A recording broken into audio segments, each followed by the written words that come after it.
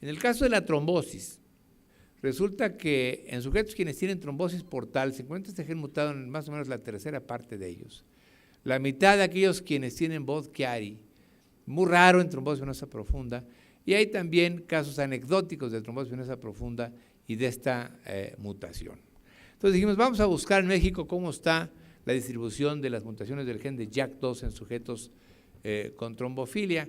Estudiamos a 77 pacientes, les hicimos todo lo que ya podíamos hacer hasta ese momento de trombofilia y no encontramos ninguno con la mutación del gen de JAK2. Así que por lo menos en México buscar ese gen mutado probablemente no tenga mucho sentido porque la mutación esta B607F del gen de JAK2 no es una causa frecuente de trombosis. Esto lo publicamos en 2008. Ahora, hay un problema con el asunto del síndrome de las plaquetas pegajosas que sigue siendo algo complicado.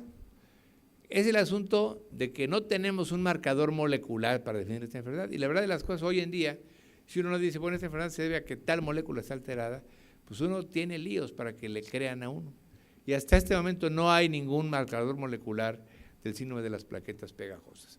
El fenotipo del síndrome de las plaquetas pegajosas se analiza por medio de agregación plaquetaria, como ya les mostré a ustedes, pero no se ha descrito el genotipo.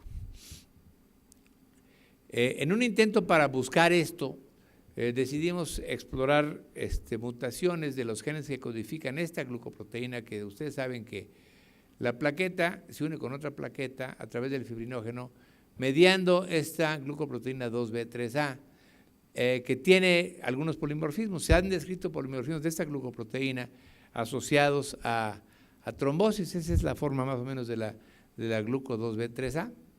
Y entonces hay estos polimorfismos A1 y A2. Esto es lo que los sinónimos de este polimorfismo del gen específicamente de la parte 3A de esta glucoproteína 2B3A, que se han encontrado asociados con trombosis. Entonces, hace poco acabamos de publicar esta información en la que en un grupo de sujetos mexicanos con síndrome de plaquetas pegajosas les buscamos los polimorfismos de la glicoproteína 3A y no encontramos asociación con síndrome de plaquetas pegajosas.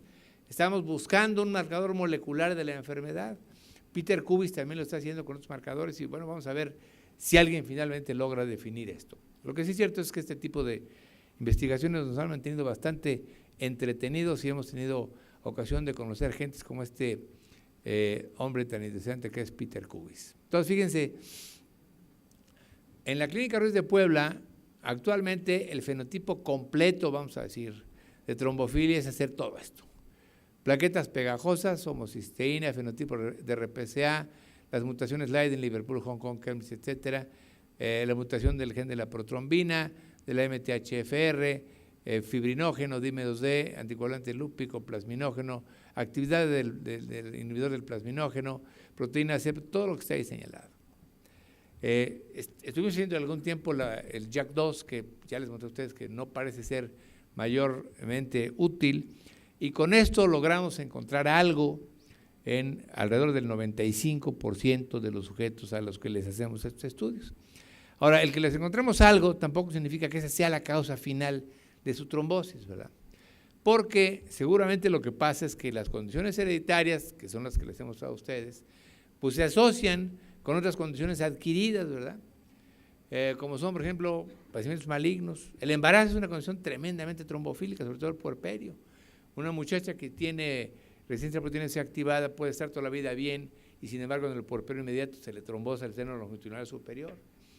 Y bueno, muchas condiciones adquiridas que pueden disparar la trombosis. El empleo de anovulatorios, aguas, las mujeres jóvenes que deciden usar anovulatorios son peligrosos. El cáncer, pues el síndrome de Trousseau, como ustedes saben, es trombofilitis migratoria en sujetos quienes tienen tumores del tubo digestivo. Neoplasias mieloproliferativas, la HPN, de la que acaba de hablar mi hermano, que también puede causar trombosis, sobre todo si se asocia a estas condiciones.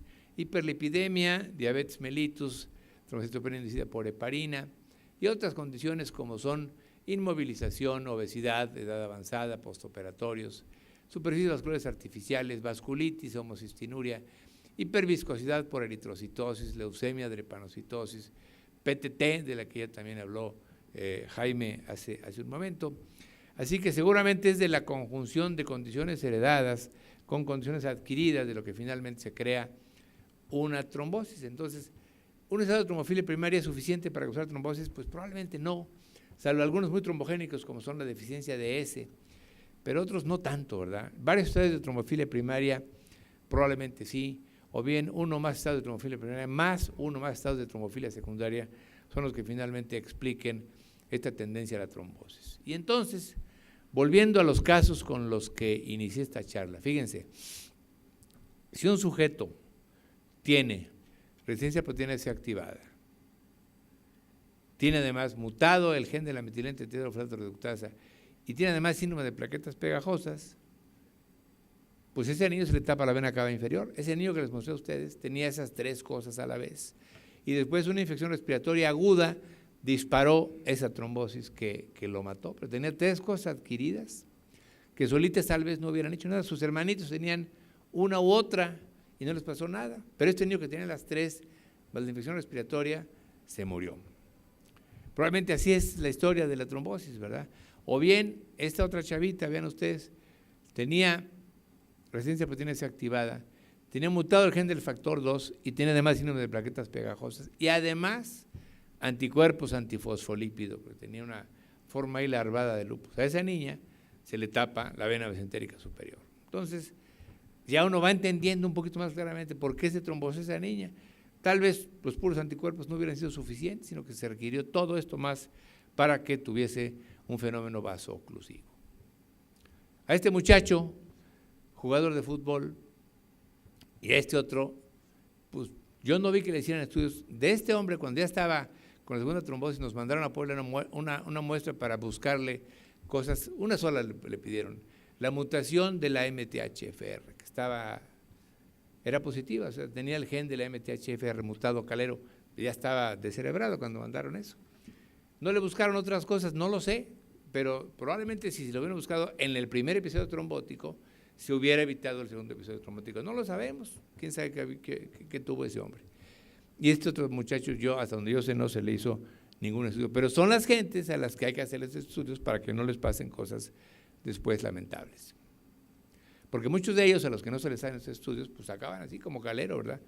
¿Por qué se trombosó dos veces? Pues quién sabe, ¿verdad? Bueno, ahora, estos conocimientos tienen implicaciones terapéuticas.